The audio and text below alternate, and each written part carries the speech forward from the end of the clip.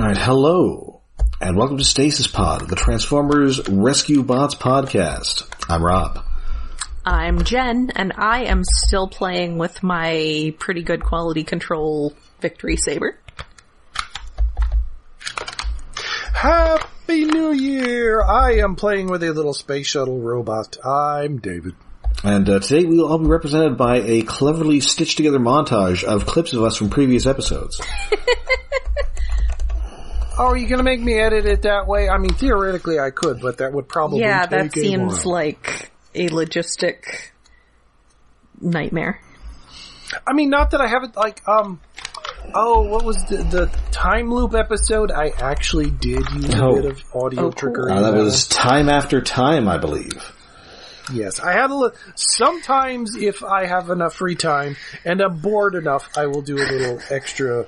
Although usually it's adding more songs in the faded in the background. I don't get a chance normal. to listen to our episodes because I'm busy listening to a podcast with 4-hour episodes about Pyro from X-Men.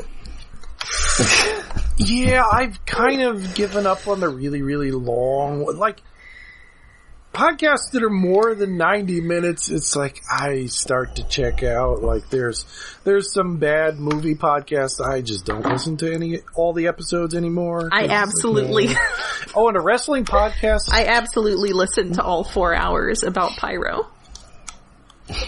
Yeah, no, there's a wrestling podcast I used to listen to all the time that does 4-hour episodes sometimes. It's like, no. I was like, oh my god, now I care about Pyro so much. I just like that he has the totally ridiculous name Saint John Allardyce. Also, they made a point throughout Allardyce? the podcast to pronounce it in what would be the more accurate way, Sinjin. Oh yeah, that's true.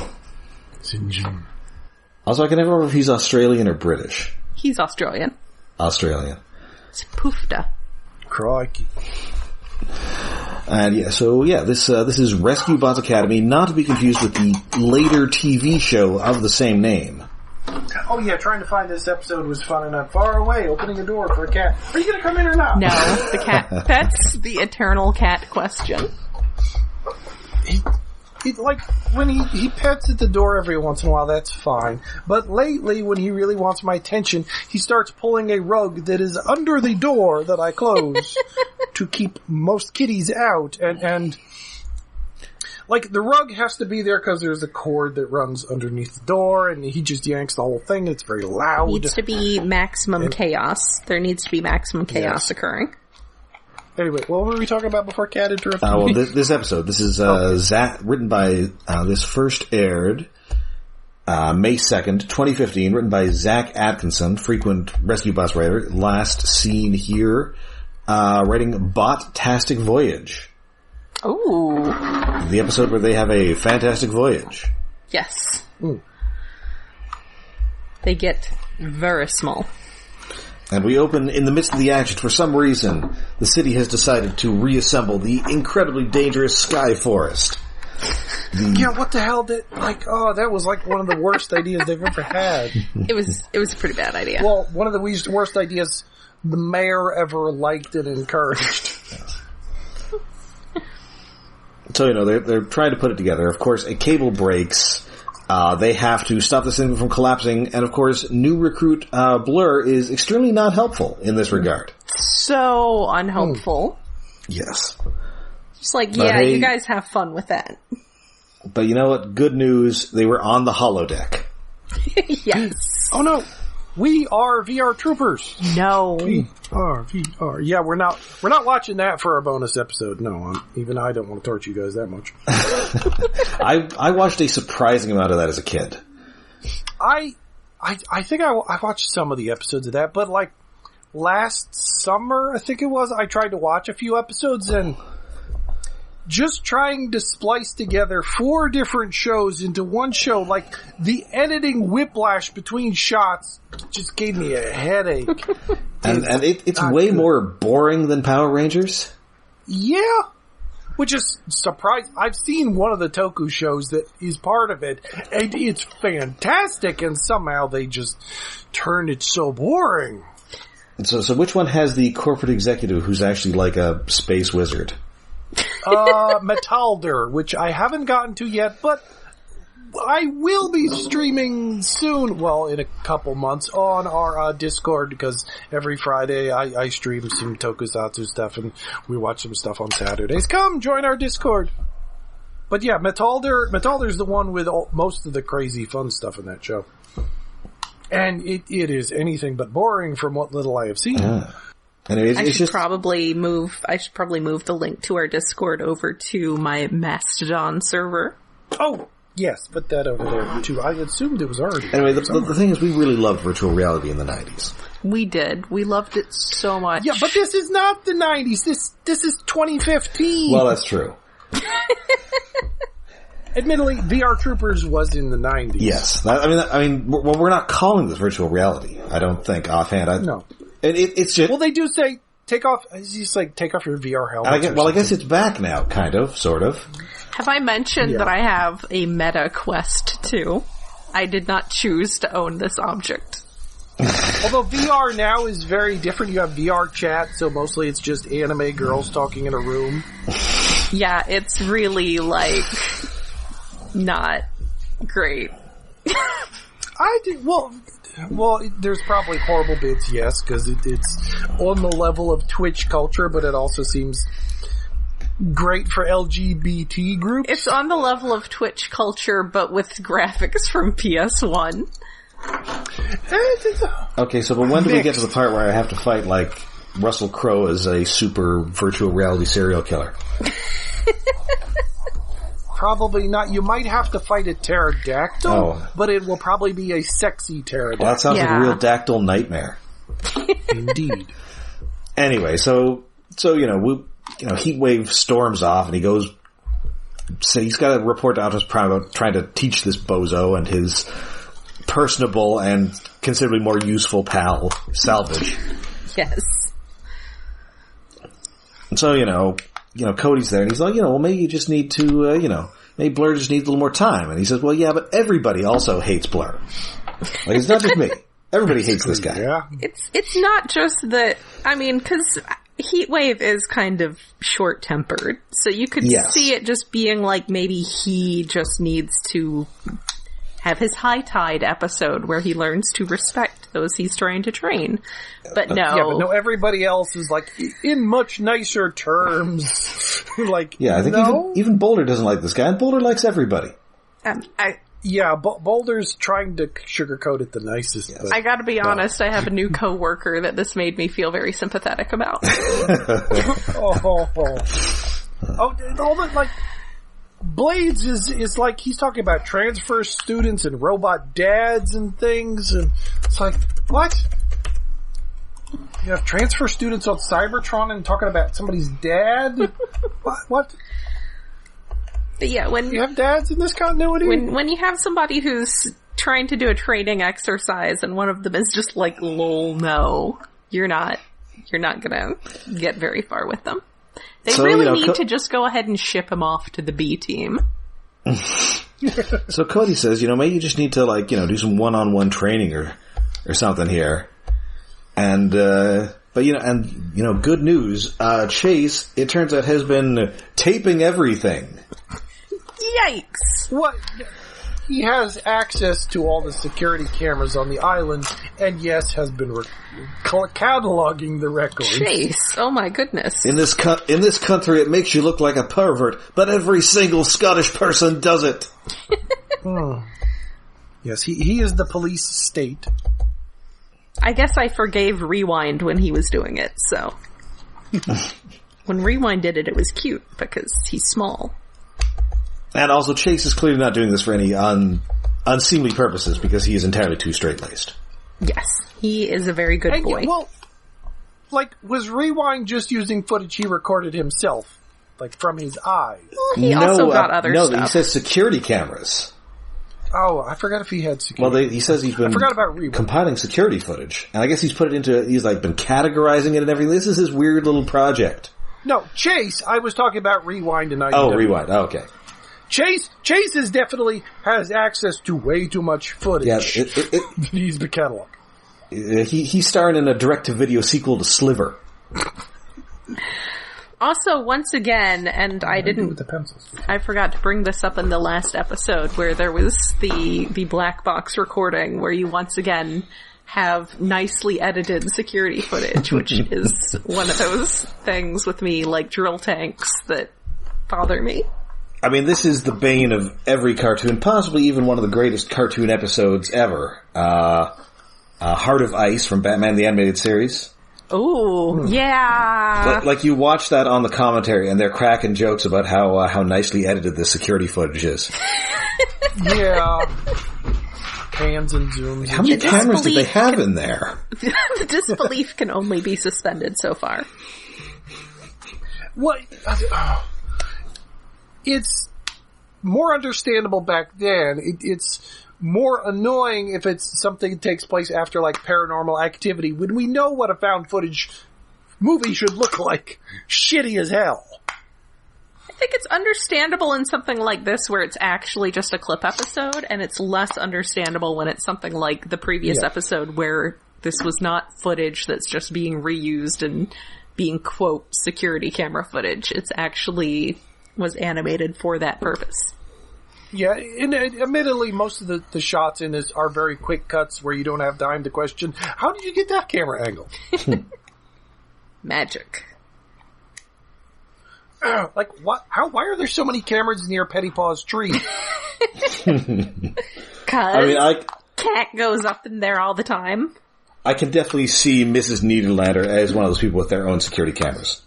Yes. Yes, with the door camera and maybe one near the tree, but it's like, Pettypaws features kind of heavily in this episode for not appearing in this episode, and there's like a dozen camera angles on that tree. Oh, and of course, Blades is very enthusiastic about this training program because look at all that I've learned from television. Yeah. Yes. Oh yeah, and then like video is the best way to learn. Like when Chase brings up the big screen and it's like blocks of like Hollywood squares, but then it shuffles like roulette at a casino. Yes. Or, no, what is it? Slot machine. Also, when they come in the room to propose this, Boulder is painting, and he's doing a painting of Blades, who is just sitting there looking thoughtful. He's in the pose of the thinker. Yes. So yeah, we cut the clips, and they are, of course, clips from extra episode. They are categorized, and I think what is kind of amusing about this episode is I feel that the Rescue Bots writers are kind of poking fun at their own show a little. Yes, yeah. It is. Okay, for a clip episode, this is actually pretty fun, and it really, like, brings up a lot of fun things that have happened in previous episodes. Yeah, the clips are only, like, maybe a fifth of the episode. Mm-hmm. I don't think even that much. And, of course, you have to take notes, because there will be a quiz. Yes. Chase will definitely give you a quiz. Yeah, so we get, the categories of there's like natural disasters. There's Morocco, which we don't see, but we see his face on the slide. Well, I was hoping that one of the categories would be like human supervillainy, and that would be Dr. Morocco. Yeah. And you also see a category for what appears to be entirely rescues of that guy with the helipack. Yes. He has to be rescued so many times. That could just be like mundane rescues. Yeah, like human rescues. Minor science disasters. Yes, minor science disasters. Because there's environmental emergencies, there's earth animals, where we are once again reminded that they had to deal with a pack of marauding lemurs. Oh yeah, there was like... who'd been taught to recycle. Lemurs and lobsters and bears, oh my. Yeah, there's the lobsters, and they have the environmental dangers, which brings us back to the tornado. Yes. Yeah. Because we get to see Dot Green dropping the tornado in the tornado. The writer was very much calling out, there are an unusual number of natural disasters on this island. Yeah. Of course, technical disasters, and of course things being in which there is some sort of meter on them, and that meter goes into the red zone. Oh yes, we have red zone Cuba. Because that does happen a lot.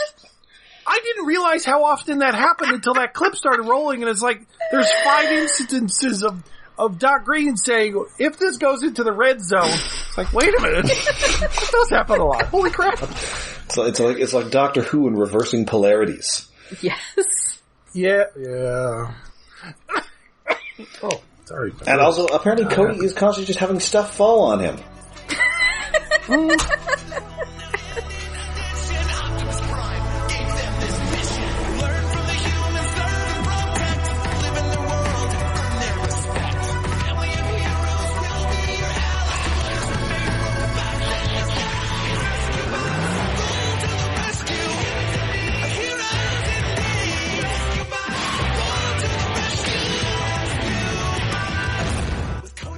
Well, yes, putting child in danger, and he is the main child, so... Well, I mean, it's basically stuff falling on him, and then later in the episode, stuff falls on him. Yes.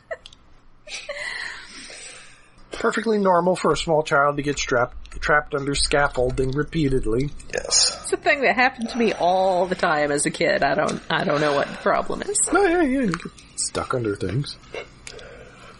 It happens. So they are once again called out to a rescue. It is one of the town's many unfortunate window washers, who is using a malfunctioning hover platform. He looks so done, too. He's just sitting on this hover platform that's, like, giving this announcement about going up and then coming up and then coming back down, and he's just sitting Please there fasten like... safety harnesses. He's just so done. Yeah. And so Salvage starts building a ladder. Out of junk he brought with him, yes. Although this stuff he emptied out of the prison wallet. We don't see him emptying out his prison wallet this time. It's just the way it was animated last time. It's just he turns into truck mode and then it looks like he just craps out a bunch of garbage and then he yes, because it's so much. It's just very like he has to take a dump. He has to do that because they didn't bring Heatwave with him. Heatwave stayed back for whatever reason, but they brought the new recruits. Yeah, maybe. But then Blurr cannot wait for this ladder to be slowly built. And the guy on the thing is fine with waiting. He's been waiting there presumably like an hour already. Yeah, no, I'm okay here, really. No, please. Oh, God. And then he just ends up hilariously plummeting to his death. Yes.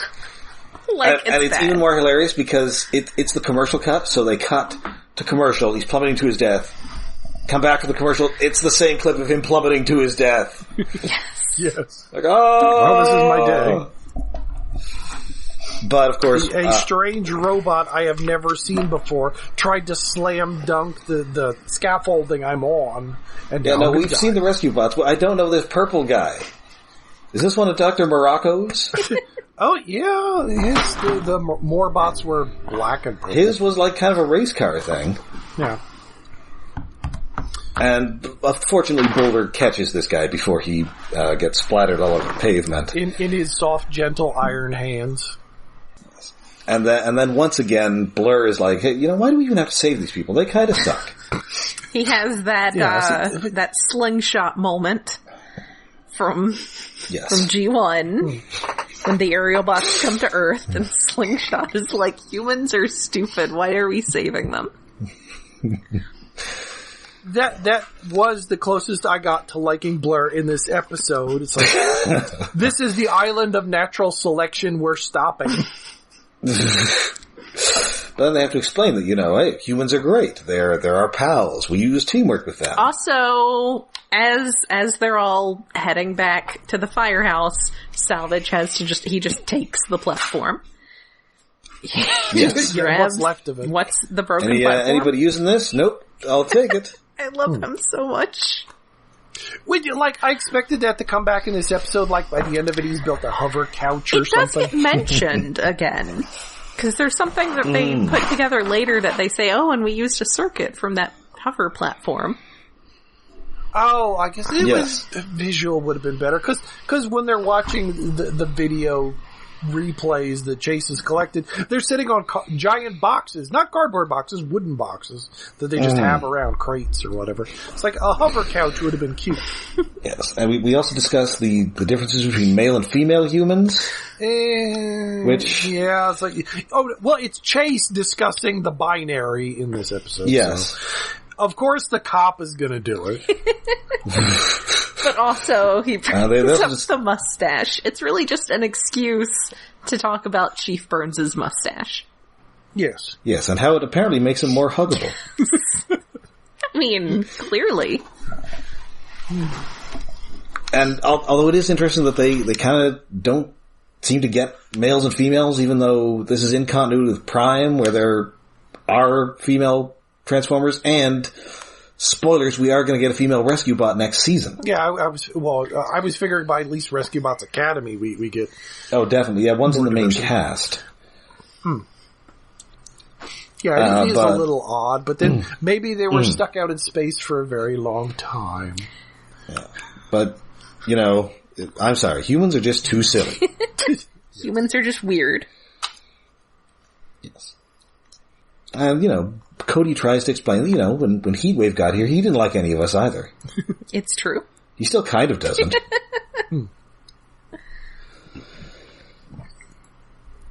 And, so he goes to visit his old pal Salvage, who is, of course, at the junkyard, playing with junk. Yes. And, he is fitting in with people, because people make junk, and he loves junk. Yeah. Yeah. They make all kinds of fun junk. Junk is the best. Mm-hmm. And so, Blurr is maybe I'll just go to Velocitron or something. Yay! So he just ends up speeding through the town. Yeah. And Salvage has designed a new interactive system for the. He uses the voice chip from that window washer to make this new interactive computer, Irvis, which is empathically reactive voice interactive system. So, but they named it Elvis. Sure. Irvis, close enough. Irvis. So they kind of cycle through a few voices until they find one. They're like, one is clearly just Barney. The first one is extremely Maurice LaMarche. Yeah. Yes. They're not Barney the dinosaur, that is, not Barney Fife. Or Barney Rubble. I thought it sounded like Goofy.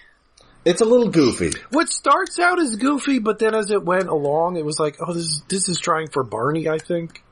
This new computer system is super de-duper. Golly gee.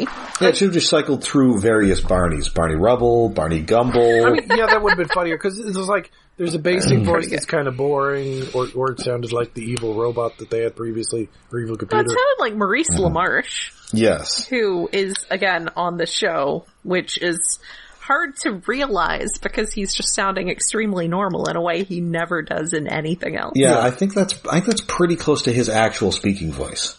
Oh. I'd assume so. As opposed to like his Orson Welles impression or whatever.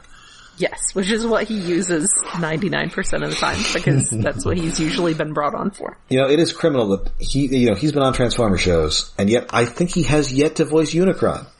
What? That's a good point. I mean, how do you not do? All subsequent Unicrons have just been a guy with a deep voice, not a guy specifically doing an Orson Welles impression. Which we really should get at some point, considering he's cropped up every once in a while. Although it's been a while, but hopefully maybe the next time. I mean, even if it's too silly for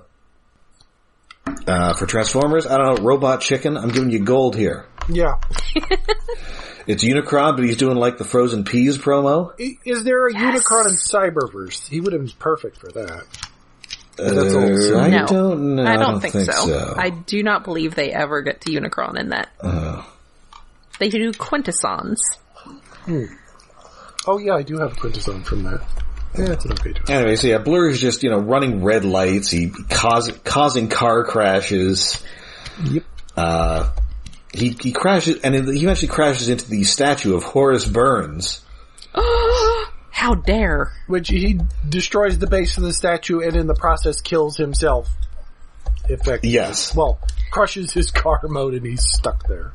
Yes. R.I.P. Blurr. That's it. And we just cleaned off that graffiti on it about how he had relations with a pirate. Oh, that'd actually be weird if that was a new recurring thing for Blurs, that they all get crushed. Oh man. Yeah. Well, the Cyberverse one died of cosmic rust. Oh yeah. Oh dear. in an extremely weird and not very, like, I don't know, that was some total... That episode is real bad. Yeah, that episode's could be written better. I'll find out in a few years. Find out eventually. So yeah, they take him back to back to base. Blurr is, he's grounded. Also, I like them explaining, Heatwave explaining him away as or I guess the chief explaining him away as a self-driving car because, Teslas and their tendency to, like, run into things and then burst into flames and then lock their own doors. Mm-hmm. The point is, self-driving technology, it's not great right now. No. So running into a statue is entirely within reason for them. Yeah. So, Salvage and Boulder are talking about, they're talking about the ship, and it turns out that much like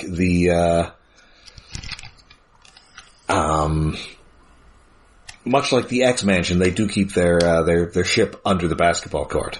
Well, it's a long tradition. Under a basketball court, a tennis court, under a pool is my favorite for giant robots. Oh, and like the pool drains is like the thing opens?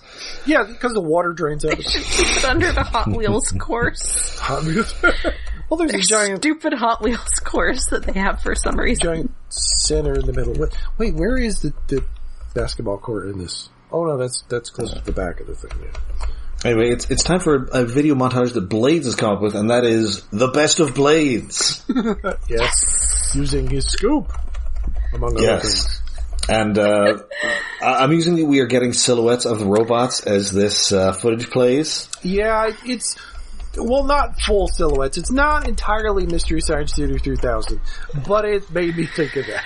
They point out that none of the new recruits actually have a flight mode, so teaching them about flying rescues is not actually very helpful.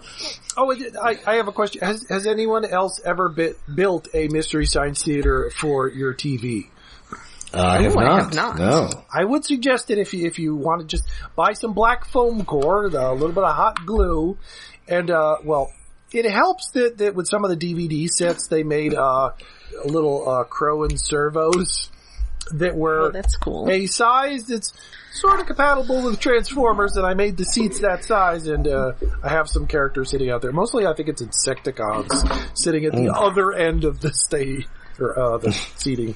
Nice. And an anime figure filling in for the Mike or Joel or whatever new guy is called. Well, now with season 13, there's multiple hosts, including Joel. I think I've only seen a couple. Too many hosts. Sam, please stop loving on Victory Saber. So yeah, well, we'll send him cheesy movies of Blades, the worst we can find. Poor Blades. He's trying. And then he overhears, a conversation where Heatwave and Chief are like, they Blur, he's gotta go. I definitely understand Heatwave, like, now I'm just messing up my own stuff. Not having... No, it's a spring for my microphone. Okay, I figured that, but like the effect of it was more like a guitar string than like. Yeah, I thought we were about to get an anyway. Here's Wonderwall. Yeah, I was like, I don't think any of us have musical talent, or I just didn't know about it. I had a guitar previously, but again, did not actually have musical talent, so do not currently. I had clarinet in school for. Was it even like a full semester? It feels like it was only months. I did play the clarinet, and then because I was a tiny lesbian and didn't understand it, I played bass clarinet for a year. I don't even remember what kind of clarinet was. I got a clarinet because like a cousin had a clarinet, and I got that instead of whatever instrument I wanted to play instead. But it turns out I had to get my own because I couldn't borrow theirs anyway. And I cannot read sheet music then or now.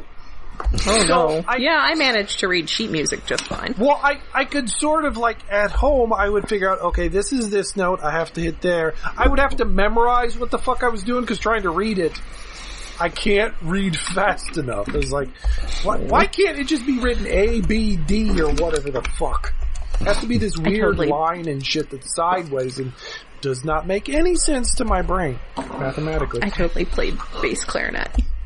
Anyway, so Blurr he's just taking this spaceship for a joyride. He is taken off. This is a wrap on Blurr, and as he does this, a bunch of scaffolding just falls on poor Cody. And that's the end of the episode. Oh no! Yes, where he takes off to the great white north or great darkness of space. I didn't realize we were going to have a clip episode that was to be continued. Yeah, that was kind of shocking. That's wild. Well, it's not as much of a clip episode as an episode that we stretched out by adding some clips into. Yeah. Yes. More than anything else. That's fair. I liked Blades showing the best of Blades. Yeah, it feels like we had a touch too much for a two-parter. Yeah.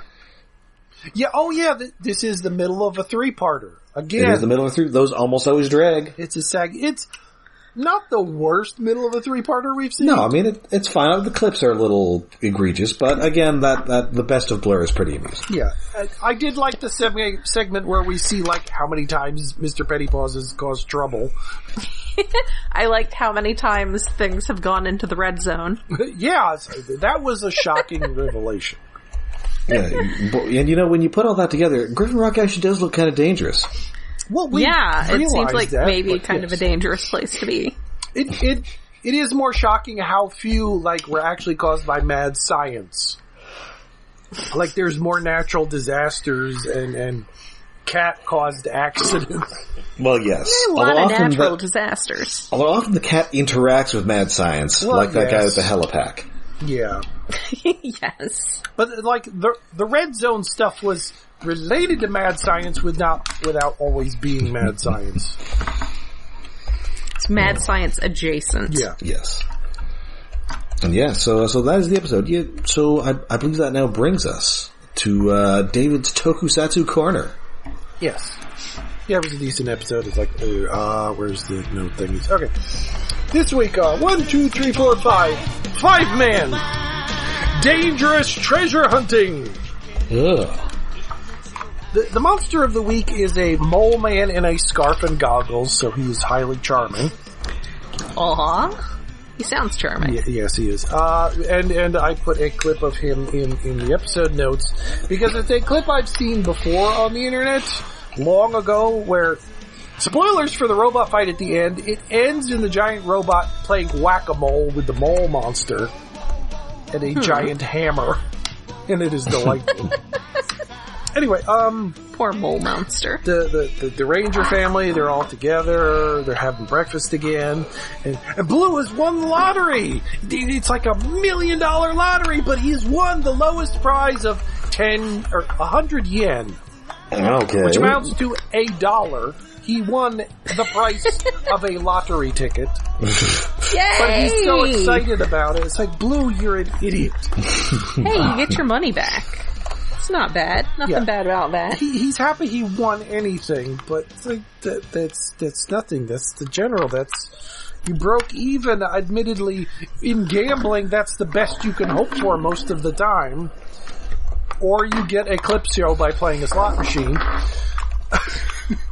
Hey, I'm sad we didn't see Dr. Morocco pop up on the slot machine. Yeah, well, maybe next episode if they continue that and just don't give a shit about Blur in space.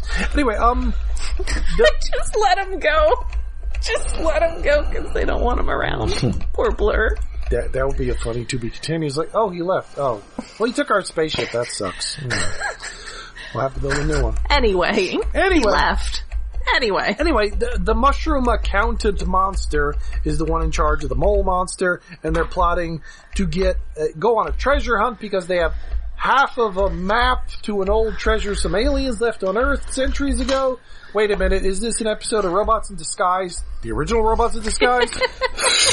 Car Robots, where it was like... Can go get some O parts. Yes.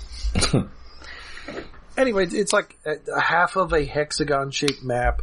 And it turns out the child of the week, which we haven't had a lot of children of the week yet, despite the fact that all the Rangers are school teachers and their school was destroyed at the beginning of the season, which I guess is kind of why, because they don't hang out with kids all the time anymore, because I guess they're on paid leave because the school was destroyed. I don't know.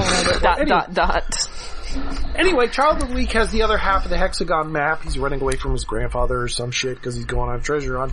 Because he wants to find a treasure and use the treasure to help pay to rebuild the school. Because I guess it's still rubble. Oops. Anyway, Blue goes with him into the woods and shit to keep an eye on him. And then they encounter the mushroom monster and the mole, and then the child shouts when they're trying to be quiet, so the chase happens because they both notice that each of them has the other half of the map. And there's fighting back and forth and tag. And it turns out that the mad scientist woman of the bad guys, Duldora, she knows about the treasure, and she's like, no, it's not gold and silver, you stupid mushroom. It's an anti-gravity device. Well, anti-gravity rock. Stupid mushroom? It's an anti-gravity rock. I like her calling people stupid mushrooms. Well, I'm calling him a stupid mushroom because I don't think he's supposed to be a mushroom, but he's like a squat little Godzilla-ish body because he's Godzilla tail. But does he have big mushroom energy? The top half of him is giant head with like Loki. Stop that. It's not really a turban, but it's a weird hat that looks like a mushroom on top of his oversized head. So I just think of him as a mushroom monster because he looks like a Goomba. Like, they just got crossbred with a Godzilla or something. Oh. So he's a mushroom monster. Anyway, she's explaining to him it's an anti-gravity rock, not gold and silver. And he's like, yeah, whatever, I'm still going for the treasure. And then there's back and forth fighting. And they do eventually get to the cave. The Blue Ranger has the thing, but then the mole monster chases him back out. And then the mushroom picks up the two halves of the hexagon, puts them together, sticks them in a hole, which opens the magic door to get the alien treasure. And inside is a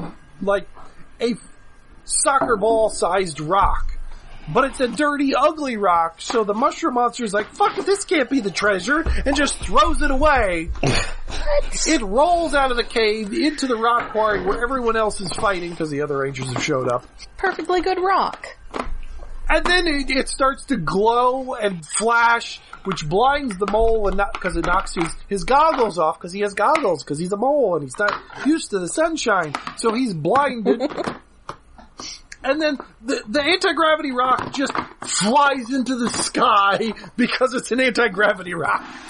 And whoops! Well, the Rangers can't use it and we can't use it. The MacGuffin is gone. Because this stupid mushroom could not fathom the idea that ugly rock is valuable. Aww. Anyway, what a jerk. As I mentioned, the Rangers fight the mole monster. The mole monster gets absorbed by Stay Puft Robot number 10, grows giant, and then they play whack-a-mole with a giant mole monster, and it's hilarious. I love it. It's a great ending to a weird little episode. Like, the weird, stupid setup of treasure hunt that ends in mole monster whack-a-mole is so good. Like, it's worth any of the stupidity of a child plot to have whack-a-mole. And my throat is dry. Oh no. Alright, well, I think that about does it for us for this week. We will be back next week with with the exciting conclusion to this storyline. But until then... I'm excited to conclude the storyline. But until then, you can find us... Mm-hmm. Oh no? The cat knocked someone over. Oh, okay.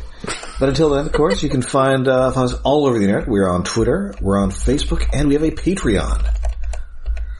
Yes, we are hosted on iaconunderground.net, where we have a Patreon set up to help with hosting and other expenses. That is patreon.com/iaconunderground. We have not yet decided what we're going to do for the month of January. By the time we actually post this episode, we'll probably have figured it out.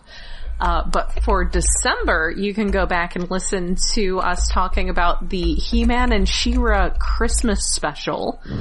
A classic of trying to get spin-offs made? Question mark? Hey, sure, it really feels like it wants some spin-offs to get made. You don't remember the, what were the bad guys called again? The Monstroids? Oh right. You don't remember the Man-Sheens Monstroid Power Hour? Oh, the Man-Sheens. Oh, right. Friggin' Man-Sheens, the worst. The Man-Sheens really, really wanted to be a spinoff. Creepy little cyborg pobble things. Spotbot Smurfs. Oh, yes, that's basically what they are. So we will return with a new hero next week. But until then, I'm Rob. I'm Jen, and I sure did also buy Death Source. Well, you gotta have the set. I know. And I'm David. I only bought Death Source because I didn't need Victory Saber, but I have wanted Deaths Are Us since I first heard of his name.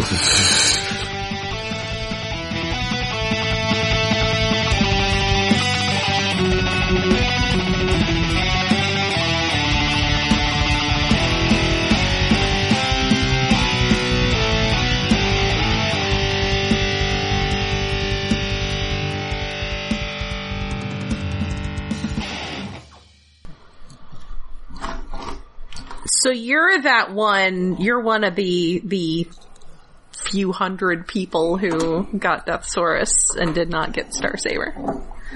Well, yeah, because bad guys are more fun. Plus, his name is more fun to say. I figured it was just all the monster fuckers. Well, yes, plus kaiju. Oh, yeah, he is kind of a kaiju and also kind of like a big metal chicken. Yes. He's a big bird. Yeah. It says so on his package. Big bird.